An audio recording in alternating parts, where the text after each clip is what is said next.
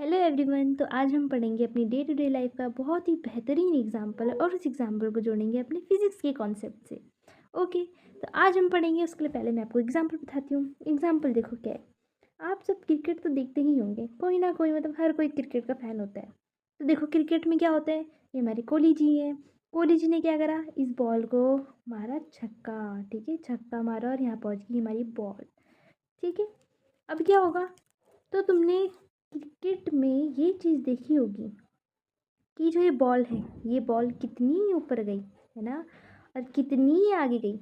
आता है ना उसमें, वो टीवी में दिखाते हैं भाई, कि बॉल की हाइट इतनी थी, इतनी रेंज तक गई, ये वो सब। ठीक है, तो देखो बॉल को मारा यहाँ से। ठीक है, बॉल उड़ के गई यहाँ तक। ठीक है, ये हमारा ए पॉइंट है, ये हमारा बी पॉइंट है। बॉल उड़ के गई यहाँ तक, कितनी ऊपर गई, कितनी आगे गई। ठीक है, और उसको यहाँ से लेकर यहाँ तक पहुँचने में कितना टाइम लगा। चीज़ और भी देख सकते हो, जैसे आप यहाँ से बॉल ऐसे फेंको।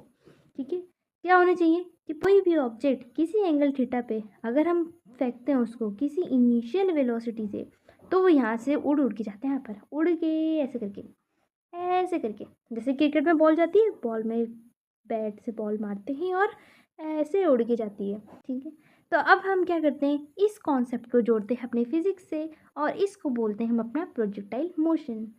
तो जो हमने अभी पढ़ा उसको हम पढ़ते हैं अपने फिजिक्स के बहुत ही अच्छे टॉपिक में, जिसको हम बोलते हैं प्रोजेक्टाइल मोशन। ठीक है, तो बच्चों प्रोजेक्टाइल मोशन पढ़ने से पहले आपको एक चीज़ आनी जरूरी है, वो है वेक्टर एनालाइज करना। ठीक है, वेक्टर में थोड़ा बहुत आना चाहिए, थोड़ा सा, बस थोड़ा सा। नहीं आता तो मैं बता दूंगी, मैं किस काम के लिए हूँ यहाँ पर। तो देखो वेक्टर क्या होता है, अगर कोई इनिशियल वेलोसिटी पे, ठीक है, ऐसे करके अगर कोई इनिशियल वेलोसिटी यू होगी, ठीक, और अगर वो किसी एंगल थीटा पे इंक्लाइंड है, ऐसे करके। ठीक, तो अगर हम उसके ऐसे जाते हैं, किसके, थीटा के साथ जाएंगे, ऐसे करके थीटा के साथ जाएंगे, तो उसको हम बोलेंगे यू कॉस थीटा। ठीक है, कोई सा भी वेक्टर हो अपने एंगल के साथ जाता है उसको हम बोलते हैं कॉस कंपोनेंट, और अपने परपेंडिकुलर जाता है उसको हम बोलते हैं साइन कंपोनेंट। तो इसको बोलेंगे हम यू साइन थीटा। इसको बोलते हैं हम वेक्टर रिजॉल्विंग कंपोनेंट्स। ओके, थोड़ा सा वेक्टर का इतना पता था, बस वो मैंने आपको बता दिया। नेक्स्ट अब हम अपने टॉपिक में चलते हैं। नेक्स्ट हमारे पास क्या है कि हमने प्रोजेक्टाइल मोशन में ए पॉइंट से बॉल को मारा, ये बॉल गई हमारी उड़ उड़ के सी पॉइंट पे। क्या क्या चीज़ें हमको इसमें पढ़नी है।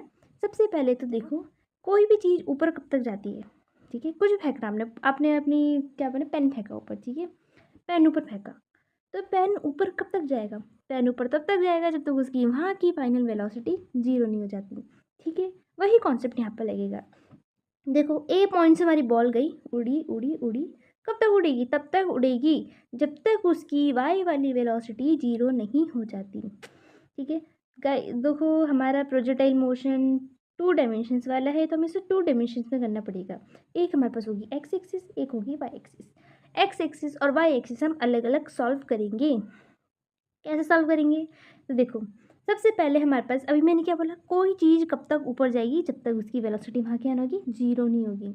हमें इसको सॉल्व करना है एक्स डायरेक्शन में अलग और वाई डायरेक्शन में अलग सॉल्व करना है।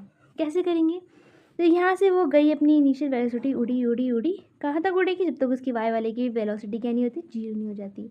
जैसे उसकी वाई वाले की वेलोसिटी जीरो हो जाएगी, उसके बाद वो नीचे आना शुरू कर देगा। ठीक है, ऊपर गया, यहाँ पर वेलोसिटी जीरो, नीचे आना शुरू कर दिया। ठीक, नेक्स्ट देखो प्रोजेक्टाइल मोशन में हम एक्स और वाई अलग अलग पढ़ रहे हैं, तो यहाँ पर एक्स एक्सिस में हमेशा उसकी वेलोसिटी क्या रहेगी, कांस्टेंट रहेगी। ऐसे क्यों होता है, क्योंकि एक्स एक्सिस में कोई सा भी फोर्स उस पर नहीं लगेगा। जो भी फोर्स लगेगा वो लगेगा वाई एक्सिस पे। वाई एक्सिस में कौन सा फोर्स लगेगा, वो लगेगा हमारा प्यारा ग्रेविटेशनल फोर्स। ठीक है, जो अर्थ उस बॉल पे लगाएगी, उस बॉल पे लगाने की वजह से ग्रेविटेशनल फोर्स की वजह से क्या होगा, सिर्फ वाई डायरेक्शन में फोर्स लगेगी, एक्स डायरेक्शन में नहीं लगेगी। अगर एक्स डायरेक्शन में फोर्स नहीं लग रही है तो वहाँ पर वेलोसिटी रहेगी कांस्टेंट। जैसे कि यहाँ पर भी यू कॉस थीटा है, इस पॉइंट पे भी यू कॉस थीटा रहेगी, इस पॉइंट पे भी x axis you cos theta है, इस पॉइंट पे भी, इस पॉइंट पे भी, सारे पॉइंट पे एक्स एक्सिस की वेलोसिटी रहेगी कांस्टेंट। ठीक है, चेंज क्या करेगी, चेंज करेगी वाई एक्सिस की। तो प्रोजेक्टाइल मोशन के लिए कुछ इंपॉर्टेंट चीज़ें आपको पता होनी चाहिए, वो मैं आपको बता दूँगी। ठीक है, नेक्स्ट पढ़ते हैं। अभी मैंने आपको बोला कि हमें क्या करना है, एक्स एक्सिस और वाई एक्सिस अलग अलग सॉल्व करना है। तो देखो एक्स एक्सिस में कोई फोर्स नहीं लगेगी, नहीं कोई भी फोर्स नहीं लगेगी, तो वहाँ क्या होगी, वेलोसिटी कांस्टेंट, यानी कि एक्सेलरेशन जीरो। जहाँ पर भी एक्सेलरेशन जीरो वहाँ पर क्या होता है, वेलोसिटी कांस्टेंट। यू वाले भी यू कॉस थीटा, वी वाले भी you cos theta. Okay, now अब हमारे पास जब कभी भी वेलोसिटी कांस्टेंट रहती है तो हम वहाँ फॉर्मूला लगाते हैं, speed equals to distance upon time. Okay, कहीं पर भी वेलोसिटी कांस्टेंट होगी, कहीं पर भी वहाँ के लिखोगे speed equals to distance upon time. Okay, next अब हम पढ़ेंगे वाई एक्सिस के और, ठीक है। वाई एक्सिस में हमारे पास लगेगी ग्रेविटेशनल फोर्स। अर्थ क्या करेगी, उस ऑब्जेक्ट को नीचे अपनी तरफ खींचेगी, ठीक है, अपनी तरफ एट्रैक्ट करेगी, तो वहाँ लगेगी ग्रेविटेशनल फोर्स। ग्रेविटेशनल फोर्स लगेगी तो ग्रेविटेशन एक्सेलरेशन भी लगेगी।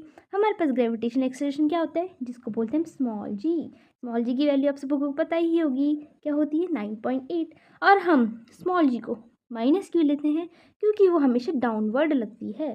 कुछ भी चीज़ ऊपर फेंको जी हमेशा नीचे लगेगा, इसलिए क्या होता है उसको माइनस का जी लिखते हैं। ओके, नाउ वाई एक्सिस में अगर ग्रेविटेशनल फोर्स लग रही है, अगर वाई एक्सिस में ग्रेविटेशनल फोर्स लग रही है तो क्या होगा, वहाँ की इनिशियल स्पीड तो सही होगी, यू साइन थीटा भी पढ़ा था ना, you cos theta, you sine theta, you cos theta, you sine theta. Okay, तो यू साइन थीटा के बाद हमारी कुछ फाइनल वेलोसिटी किसी टाइम टी पे चेंज हो जाएगी, ठीक है। और उसको हम कैसे निकालेंगे, देखो यहाँ पर तो मैंने लिख दिया है कि V Y equals to you sine theta minus G T. ये आया कहाँ से, ये आया है हमारा 3 इक्वेशन ऑफ मोशन जो आपने पढ़ी होगी, वो क्या है, v equals to U plus A T. First equation of motion है ना ये, v equals to U plus A T.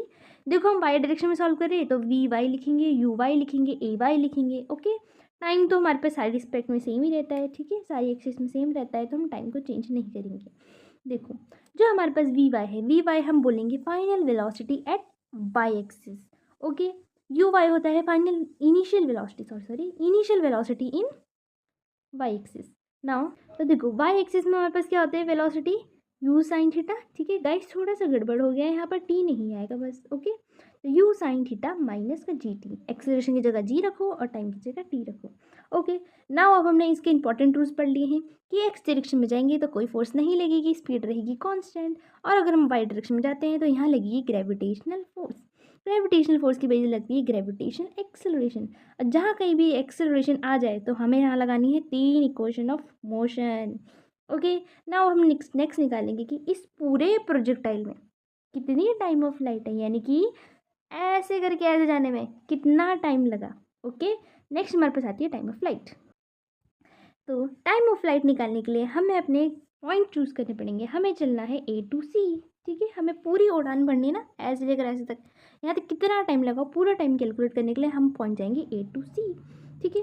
A to सी में मेन सवाल आता है एक्स डायरेक्शन में चले या वाई डायरेक्शन में करें, क्या करें। तो अगर आप एक्स डायरेक्शन की बात करते हो तो एक्स डायरेक्शन में सिर्फ एक ही फॉर्मूला है, वो speed equal distance upon time, वो ही लगा क्योंकि स्पीड है कांस्टेंट, कोई फोर्स नहीं लग रही। तो वहाँ से तो हमारा टाइम ऑफ फ्लाइट निकालना थोड़ा मुश्किल हो जाएगा, ठीक है। अब हमें क्या करना है, एक्स ना सॉल्व करके हम सॉल्व करेंगे इसके लिए वाई डायरेक्शन। वाई डायरेक्शन कहाँ से लेके कहाँ तक, ए टू सी पॉइंट, ठीक। वाई डायरेक्शन के लिए हम कौन सा फॉर्मूला लगाएंगे, second equation of motion S equals to U T plus half A T square, ठीक है, आप सबने पढ़ी है ये। डिस्प्लेसमेंट इन वाई डायरेक्शन होती है जीरो, क्यों होगी जीरो, हम आपको बताएंगे। डिस्प्लेसमेंट इन वाई डायरेक्शन होगी जीरो, क्यों, देखो अगर हम एक्स एक्सिस बात करें, एक्स एक्सिस में तो हम ऐसे ऐसे जाएंगे ए टू सी, ठीक है। वाई डायरेक्शन में कौन से जाएंगे, वाई डायरेक्शन जाएंगे ऐसे से ऐसे, ऊपर गए नीचे आ गए, ऊपर गए नीचे आ गए। अगर हम ऐसी चीज़ देखते हैं तो यहाँ हमारी डिस्प्लेसमेंट होती है जीरो, क्योंकि हमारा इनिशियल पॉइंट और फाइनल पॉइंट दोनों सेम है, तो हमारी डिस्प्लेसमेंट हो जाएगी जीरो। डिस्प्लेसमेंट की जगह जीरो जीरो, यू वाई होगा U sine theta into T minus का हाफ जी टी स्क्वायर, ठीक है। इसको दूसरी तरफ शिफ्ट करेंगे तो यू साइन थीटा इंटू में T equals to half G T square, एक टी से एक टी कैंसिल, तो हमारे पास टाइम ऑफ फ्लाइट का क्या फॉर्मूला आएगा, टू को इस तरफ भेजो, यू क्या है two you sine theta upon g, ये हमारा किसका फॉर्मूला आएगा, टाइम ऑफ फ्लाइट का। टाइम ऑफ फ्लाइट का एक और फॉर्मूला होता है, वो है क्या, T equals to two you y by g. कभी कभी हमको वाई डायरेक्शन में सॉल्व ना साइन थीटा लिखना हो तो हम ऐसे भी सॉल्व कर लेते हैं। Now how to calculate the maximum height, what is maximum height, कि जब हमारे पास प्रोजेक्टाइल मोशन चल रहा था, ओके, जब हमारा प्रोजेक्टाइल मोशन ऐसे चल रहा था तो वो बॉल कितनी हाइट पे गई, कितना ऊपर गई, उसको हम क्या बोलेंगे, अपनी मैक्सिमम हाइट। तो how to calculate maximum height, उसके लिए भी हम लगाएंगे इक्वेशन ऑफ मोशन कौन सी लगाएंगे? देखो, इक्वेशन ऑफ मोशन हमेशा वो लगानी चाहिए जिसका आपका आंसर ईजिली आ जाए। ओके, तो मैं यहाँ लगा रही हूँ हमारे पास लास्ट इक्वेशन ऑफ मोशन, वो कौन सी है? V square equals to U square plus 2as। Okay, फिर से हम वाई डायरेक्शन में चलेंगे। क्यों? एक्स एक्सिस में क्यों नहीं चल रही? एक्स एक्सिस में ऐसे चलेंगे, यहाँ तो कोई हाइट नहीं होगी, तो हम चलेंगे वाई डायरेक्शन में। ओके, तो वाई डायरेक्शन में हमने फॉर्मूला लगाया, तो वी वाई का whole square equal to you Y का होल स्क्वायर माइनस 2GS। ठीक है, अब देखो, मैक्सिमम हाइट के लिए हम चलेंगे ए टू बी पॉइंट तक, ए से सी पॉइंट पर चलेंगे, फिर से हमारे पास कोई हाइट नहीं आएगी, इधर जाएंगे हम पॉइंट ए टू बी। इसके लिए मैंने आपके लिए यहाँ पर डायग्राम बनाया है ए टू बी का। ठीक है, तो देखो ए टू बी में क्या है हमारे पास? इनिशियल, देखो ये तो पता चल गया था ना, cos theta sine theta. Initial तो हमारे पास यू साइन थीटा होगी। ठीक, फाइनल पोजीशन हमारे पास होगी ये वाई डायरेक्शन में, फाइनल पोजीशन होगी ये, और इस पॉइंट पे हमारी वेलोसिटी होती है 0। ये मैंने आपको बताया था, ये ऊपर तब तक ही जाएगा जब तक उसकी फाइनल वेलोसिटी वहाँ पर 0 नहीं हो जाती। यहाँ पर उसकी वेलोसिटी हो गई 0, तो हम लगाएंगे ए टू बी पॉइंट तक मैक्सिमम हाइट निकालने के लिए फॉर्मूला। ओके, तो नेक्स्ट देखो, हमारे पास ए टू बी हमने इक्वेशन लगानी है, कहाँ पर? वाई डायरेक्शन में लगानी है। तो लगाई, देखो वाई डायरेक्शन में velocity 0, initial velocity u sine theta का whole square minus 2GH। Okay, H क्यों लगाया? क्योंकि हमें मैक्सिमम हाइट निकालनी है, वही एच, कैपिटल एच क्यों लगाया? क्योंकि हमें निकालनी है अपनी मैक्सिमम हाइट। ओके, नाउ इसको दूसरी तरफ भेजो, तो और होल स्क्वायर को अंदर करो, तो U square sine square theta equals to 2GH। Okay, maximum height निकालनी तो वो क्या आएगी? U square sine square theta upon 2G। ये हमारे पास आ गई मैक्सिमम हाइट का फॉर्मूला। ओके, मैक्सिमम हाइट का दूसरा फॉर्मूला भी होता है यू वाई का whole square upon 2G। Now we have calculated the maximum height and time of flight of projectile motion. Now how to calculate the range? तो range के लिए हम फॉर्मूला कहाँ से लेकर कहाँ तक लगाएंगे? रेंज के लिए हम लगाते हैं ए टू सी। किस डायरेक्शन में लगाएंगे? वो लगाएंगे हम एक्स डायरेक्शन में। कुछ तो होना चाहिए ना एक्स डायरेक्शन में, सारा वाई में चल रहा, ऐसे थोड़ी होता है, अनफेयर नहीं करेंगे। देखो, ये हमारे पास है ए पॉइंट, ठीक है, ये ए पॉइंट था और ये सी पॉइंट था, यहाँ से लेकर यहाँ तक एक्स डायरेक्शन में चलना है ओनली। ठीक है, तो गाइस एक्स डायरेक्शन में तो कोई भी वो नहीं था ना, कोई भी फोर्स नहीं था, तो वहाँ पर होगी स्पीड कांस्टेंट। और कहीं पे भी स्पीड कांस्टेंट होती है तो हम वहाँ फॉर्मूला लगाते हैं कौन सा? वहाँ फॉर्मूला लगता है speed equals to distance upon time. यहाँ से इजीली आ जाएगा। तो हम पहले रेंज की डेफिनेशन देख लेते हैं। Horizontal displacement of object in projectile motion, इतनी ऐसे कितनी गई? ऐसे, मतलब इनिशियल पोजीशन और फाइनल पोजीशन के बीच में कितना वो है। ठीक है, मतलब क्या है कि इनिशियल पोजीशन और फाइनल पोजीशन के बीच में कितनी डिस्टेंस, उसको हम बोलते हैं रेंज। रेंज हम कहाँ कैलकुलेट करेंगे? एक्स डायरेक्शन में। और क्यों करेंगे? क्योंकि एक्स डायरेक्शन में कोई फोर्स नहीं होती, फोर्स नहीं होगी तो क्या होगी? Constant speed. कांस्टेंट स्पीड में फॉर्मूला लगता है speed equals to distance upon time. हमें क्या कैलकुलेट करना है? डिस्टेंस। तो डिस्टेंस हमारे पास क्या बन जाएगी? डिस्टेंस होगी speed into time. Okay, distance ही हमारे पास है range of projectile motion equals to speed. X direction में सॉल्व करना है ना, भूल मत जाना। एक्स डायरेक्शन में हमेशा होता है यू कॉस थीटा। लगा दिया हमने यू कॉस थीटा इनटू में time of flight.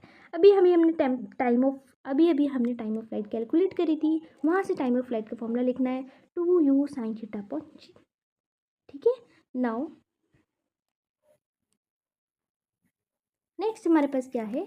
Range equals to 2u square sine theta cos theta upon g. ठीक है, अगर आप मैथ्स वाले बच्चे नहीं है या मैथ्स के बैकग्राउंड से नहीं है तो साइन 2 थीटा का एक फॉर्मूला होता है। साइन 2 थीटा होता है 2 cos theta into sine theta.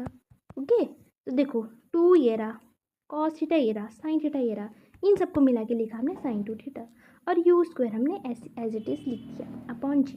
तो ये हमारे पास क्या बनता है? अपनी रेंज का formula for projectile motion. I hope आप सबको बहुत अच्छे से समझ आया होगा और मैंने आपकी नीड्स को पूरा किया होगा। तो अच्छे से पढ़ते रहिए। Thank you.